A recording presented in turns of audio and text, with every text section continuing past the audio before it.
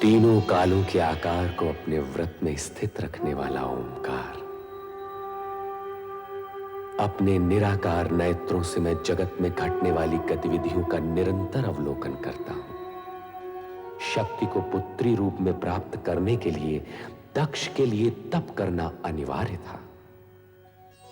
भावी रचना को आकार देने के लिए ब्रह्मा जी ने एक ओर रति और कामदेव का विवाह कर देने के लिए अपने मानस पुत्र दक्ष को प्रेरित किया, तो दूसरी ओर शक्ति को पुत्री रूप में प्राप्त करने के निमित्त उन्हें तप की ओर प्रवृत्त होने का आदेश भी दिया। पिता का आदेश मानकर प्रजापति दक्ष अपनी पत्नी वीरणी सहित शक्ति की साधना में संलग्न हो गए। तपस्या फलित हुई और शक्ति ने प्रकट होकर उनके यहां पुत्री रूप में जन्म लेने का आश्वासन दिया। साथ ही सावधान भी कर दिया कि उनके जन्म के पश्चात उन्हें शक्ति रूप में नहीं, पुत्री रूप में स्वीकार कर उसी के अनुसार आचरण करें। अपने वचन और वरदान के अनुसार शक्ति ने सती के रूप में वीरणी के गर्भ से जन्म लिया। इस तेजस्वी कन्या के जन्म से संपूर्ण राजभवन में हर्ष और प्रसन्नता का सागर उमड़ पड़ा। त्रिकालदर्शी और तीनों लोकों में निरंतर भ्रमण करने वाले नारद नारायण का नाद करते हुए शक्ति स्वरूपा कन्या के दर्शन का लाभ लेने दक्ष के भवन में आ पहुंचे। नारद ने कन्या का नामकरण किया और उसे सती नाम से पुकारा। वीरणी ने वात्सल्य भाव से गदगद होकर अपनी नवजात कन्या को देखा। महारानी जी, हमारी सती कितनी तेजस्विनी दिखती है। मन करता है इसे देखते ही रहें। इसके सुंदर मुख से आंखें हटती ही नहीं।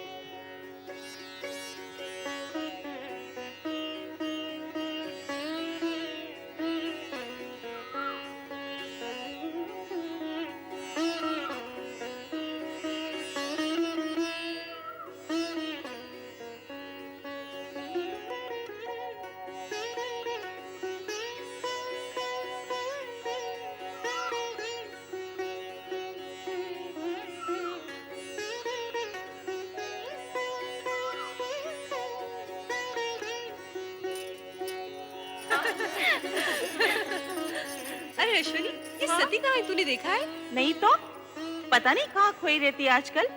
आओ देखिए कहाँ है। चलो चलो चलो।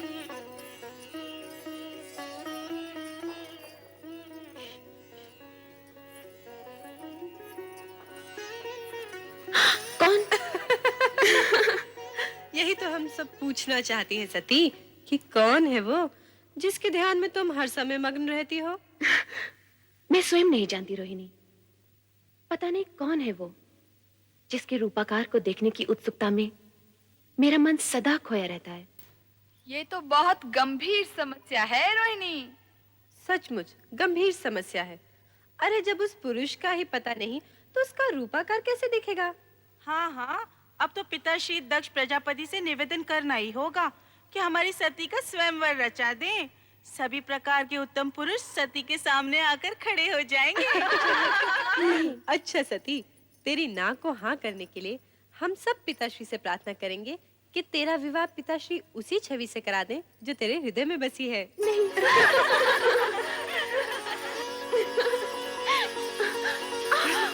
अरे सती, क्या हुआ? कहाँ भागे जा रही है? कहीं नहीं माते। अरे कहीं नहीं। सती, इतनी बड़ी हो गई फिर भी बचपना नहीं गया।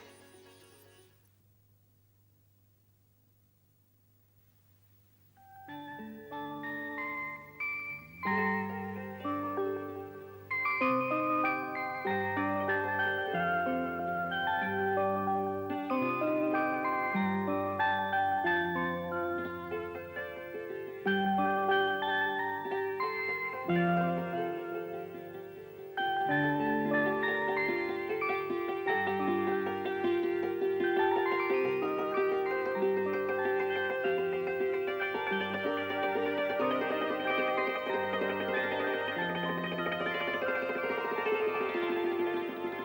तुम?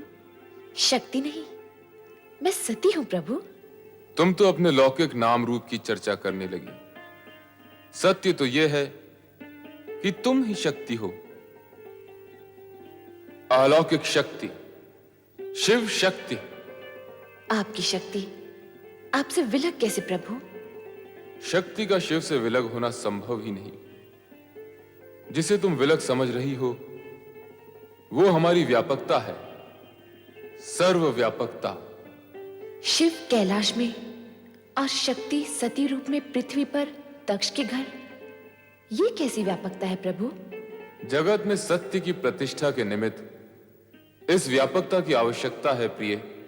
कारण कि सत्य से ही कल्याणकारी अर्थात शिव रूप जन्म लेता है। इसका ज्ञान मुझे है प्रभु कि सत्य ही शिव का आधार है। हाँ प्रिय, सत्य और शिव से पुनः सुंदर की उत्पत्ति होती है। कारण कि सत्य कभी अशिव अथवा असुंदर नहीं होता। प्रभु, ये ज्ञान भी मुझे है कि आपका सत्यम शिवम सुंदरम रूप ही जगत में व्याप्त है। इसका मूल आधार तो तुम ही हो देवी। मैं? यदि शक्ति न होती तो सत्य स्थिर न होता। शक्ति के कारण ही सत्य की रक्षा होती है, शिवम प्रशस्त होता है और सुंदरम व्यापक होता है। प्रभु, आपने तो सत्यम शिवम सुंदरम का संपूर्ण श्रेय शक्ति को अर्थात मुझे ही दे डाला। सत्य भी यही है। सती या शक्ति से रहित शिव शून्य है। ये भी तो सत्य है प्रभु कि शिव से रहित शक्ति का अस्तित्व भी शून्य है। दोनों एक दूसरे के पूरक हैं, दोनों में सापेक्षिक संबंध हैं। स्थिति ऐसी है तो फिर ये अपूर्णता क्यों? अपूर्णता कैसी प्रिय? आप लौकिक रूप में कैलाश पर और मैं लौकिक व मानव देह में दक्ष प्रजापति के घर। मानव देह के कारण मानवीय गुण व कामनाएं भी हमारे साथ हैं देवी। किंतु तुम्हें इस सत्य का ज्ञान तो होगा ही कि हमारा यह लौकिक व अलौकिक रूप तथा जगत की संपूर्ण रचनाएं सत्यम शिवम सुंदरम की रक्षा व निर्वाह हेतु ही हैं। प्रिय, शीघ्र ही लौकिक रूप में हमारा मिलन होगा। सत्यम शिवम सुंदरम की रक्षा हेतु? हाँ देवी, हमारे मिलन हेतु पंचाक्षरी मंत्र का जाप तुम्हारा आधार होगा। पंचाक्षरी मंत्र अर्थात ओम नमः शिवाय।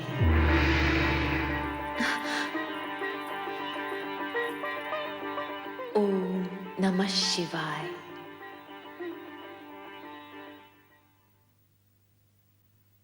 बेटी सती, सती उठो, प्रभात हो गया।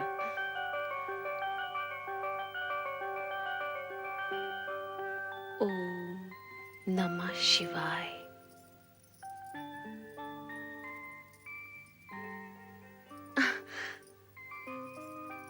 ओम नमः शिवाय, ये क्या है?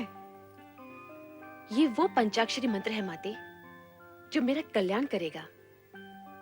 इस मंत्र की अनुभूति मुझे स्वप्न में हुई थी जब मैं उनके समक्ष खड़ी थी। तुम किसकी बात कर रही हो पुत्री? भगवान शिव शंकर की। वे ही मेरे स्वप्न में आए थे। क्या शिवजी तुम्हारे स्वप्न में आए थे? हाँ माते, उन्होंने मेरे मन की सारी व्यग्रता शांत कर दी। उनसे मिलकर मुझे ये ज्ञान हुआ कि मैं पार्थिव शिवलिंग बनाकर शिव आराधना करूं।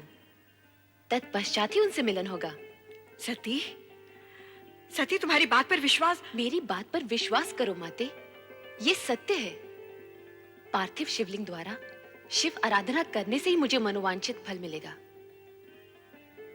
ओम नमः शिवाय। ओम नमः शिवाय।